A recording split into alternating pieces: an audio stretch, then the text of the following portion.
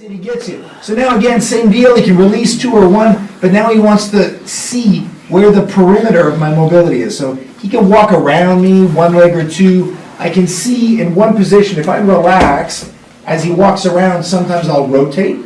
My back will naturally rotate. I keep up, pull the leg, that's it. And sometimes, and then there are other situations where I'm required to flip. So as he starts to lift and pull it towards a line of tension, the only thing I need to do is clear my head. I need to go onto one shoulder and then relax. And when I come through, it's quite heavy, so he has to have a good grip. And now he's same deal. He's gonna just walk that. Sometimes he'll go around, and then I have to just engage the core a little bit. So when you come out of it, there's quite a bit of sway. The holder has to hold solidly, otherwise hilarious things happen, like your heel suddenly drops into your neighbor's groin. Yeah? Funny. Hilarious. I can control it and slow it down, or I can look, I authentically let it stretch. If the hip is good, I let it stretch and I roll. So up will require more flexion and over the top. I try to relax the body as much as I can.